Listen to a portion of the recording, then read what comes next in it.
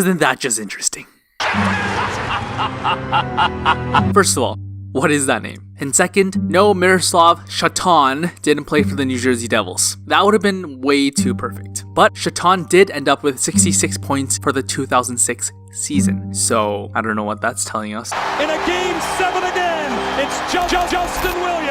For the elimination games of Game 7, Justin Williams once held a career total of 7 goals and 7 assists in 7 Game 7s, with a record of 7 wins and 0 losses. But the weirdest thing about this strange coincidence is that his 14th point happened at 14 minutes and 14 seconds in overtime. The story of the second period, what goes around comes around. In 2001, Steve Sullivan was hit by a stick and was in terrible pain. And then, a fan actually taunted him for getting hurt. In order to get justice, Sullivan went on to score 2 shorthanded goals in the same penalty kill. And, for the cherry on top, after Patrick Waugh cleared the puck, it went around the glass, hitting that insensitive fan who made fun of Sullivan. Game over. 3-2 Hawks. 3-2 lead in the series. So this one is really bizarre. The Blues went to the playoffs in 2013 and 2014. However, both years were nearly identical. It's like the hockey gods just copy and pasted 2013 and 2014 together. In Game 1 of the 2013 playoffs, Alex Steen scores the game winner. In Game 1 of the 2014 playoffs, Alex Steen again scores the game winner. In Game 2 of 2013, Barrett Jackman scores the game winner. In Game 2 in 2014, Barrett Jackman again scores the game winner. Now, mind you, this guy has a career high of 4 goals in a single season. So, not the biggest goal scorer. In Game 3 in both 2013 and 2014, the Blues were shut out by their opponent by exactly 9 shots. In Game 4 of 2013, the Blues had a 3-2 lead and then ended up choking. In Game 4 of 2014, the Blues had a 3-2 lead and then choked again. In Game 5 of 2013, the Kings led by 1-0, 2-1, and then beat the Blues in overtime. In Game 5 of 2014, the Hawks led by 1-0, 2-1, and then beat the Blues in overtime. Then finally, in Game 6 of both years, the Blues only scored 1 goal to eventually lose to their opponents. We have a trade to announce. I think the hockey gods might hate the Rangers. In 2013, the Rangers traded Marian Gaborik to the Blue Jackets. 1 year after that, Gaborik defeats the Rangers in a Kings uniform in the 2014 Stanley Cup Final. In 2014, the Rangers traded Ryan Callahan to Tampa Bay, and 1 year after that, the Lightning defeated the Rangers in the 2015 Eastern Conference Final. You see the pattern?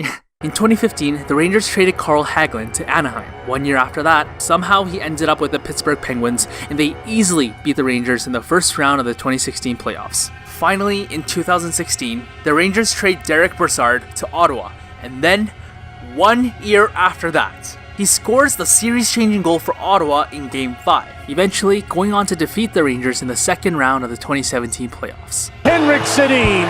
What a shift. Daniel shoots. During their 18th season with the Vancouver Canucks, the Sedin twins decided to hang up the skates with only 3 games remaining in the season, with Daniel wearing number 22 and Henrik wearing number 33. These numbers started to appear everywhere. During their final home game for the Sedins, Daniel Sedin scored his 23rd goal in overtime, assisted by Henrik Sedin, which was also his 23rd overtime assist of his career. And Daniel Sedin scored 2 minutes and 33 seconds into overtime, so the total minutes played for that game was actually 22 minutes and 33 seconds. And there's more. It was Bo Horvat's 23rd birthday, and Jacob Markstrom got his 23rd win of the season. The Canucks also had 3 power plays, and the Coyotes had 2 power plays. The Canucks ended up with 33.33 power play percentage that night. Lastly, the Canucks had 55 faceoffs, and of course, the Canucks won 33 of them and lost 22.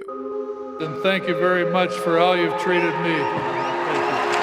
Pat Quinn spent his whole life for the game of hockey as a player, coach, and GM. He was respected and loved by many people around the league and is still remembered to this day. Unfortunately, on November 23, 2014, Pat Quinn passed away.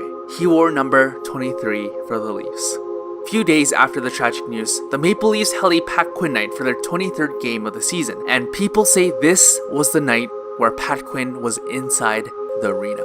With 23 seconds left in the first period, Cody Franzen makes it 2-0 for the Leafs. Then, after 23 seconds into the second period, Tyler Bozak makes the game 3-0. After Washington scores a goal, the Leafs responded with a goal of their own 23 seconds after the Capitals scored on the Leafs. The Leafs ended with a total of 23 shots on net that night. And this is what makes it a bit spookier. The reason why Pat Quinn was able to wear his number 23 was because the Leafs traded the previous number 23 holder Eddie Shack for Murray Oliver, who also passed away on November 23rd, 2014, the same date that Pat Quinn had passed away.